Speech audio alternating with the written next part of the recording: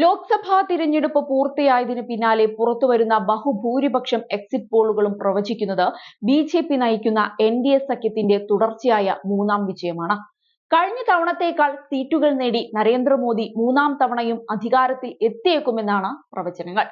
Exit പോളുകൾ പ്രകാരം കേരളത്തിൽ ഉൾപ്പെടെ ബിജെപി നേട്ടമുണ്ടാക്കുമ്പോൾ ദേശീയ തലത്തിൽ ഇന്ത്യ സഖ്യം വലിയ തിരിച്ചടി നേരിടേണ്ടി വരുമെന്നും പ്രവചിക്കുന്നുണ്ട്.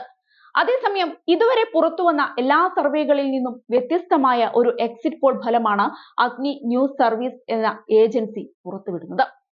കോൺഗ്രസും എസ്പിയും എൻസിപിയും എല്ലാം അടങ്ങുന്ന ഇന്ത്യ സഖ്യം ബിജെപി നയിക്കുന്ന എൻഡിഎ സഖ്യത്തെ മലർത്തിയടിക്കുമെന്നാണ് ഈ ന്യൂസ് സർവീസ് പ്രവചിക്കുന്നത്. ഇന്ത്യ സഖ്യത്തിന് 264 സീറ്റ് വരെ ലഭിക്കുമെന്നാണ് ഏജൻസിയുടെ പ്രവചനം. പാർലമെന്റിൽ കേവല ഭൂരിപക്ഷത്തിന് വേണ്ടത് 273 സീറ്റുകളാണ്. സർവേ പ്രകാരം 9 സീറ്റുകളാണ് ഇന്ത്യ സഖ്യത്തിനും കേവല ഭൂരിപക്ഷത്തിനും ഇടയിലുള്ളത്. എൻഡിഎ സഖ്യം 242 സീറ്റുകളും മറ്റുള്ളവർ 37 സീറ്റുകളും നേടുമെന്നും സർവേ പറയുന്നുണ്ട്. അതേസമയം India Today Axis My India പുറത്തുവിട്ട സർവേ പ്രകാരം കേരളത്തിൽ LDF വലിയ തിരിച്ചടി നേരിടേണ്ടി വന്നേക്കാം. ഇന്ത്യ ടുഡേയുടെ സർവേ പ്രകാരം 17 മുതൽ 18 വരെ സീറ്റുകൾ UDF നേടിയേക്കാം. അതായത് കഴിഞ്ഞ തവണത്തേതിന് സമാനമായ പ്രകടനം അവർ ഇത്തവണയും കാഴ്ചവെക്കുമെന്ന് സാരം. ഭരണകക്ഷിയായ LDF ഇത്തവണ കനത്ത തിരിച്ചടിയായിരിക്കും നേരിടേണ്ടി വരികയെന്നാണ് ഇന്ത്യ ടുഡേ ആക്സിസ് മൈ ഇന്ത്യയുടെ പ്രവചനം. പരമാവധി 1 സീറ്റാണ് LDFന് കൽപ്പിക്കപ്പെടുന്നത്. അത് ഒരു പക്ഷേ 0-ലേക്ക് ഒതുങ്ങുകയും ചെയ്തേക്കാം.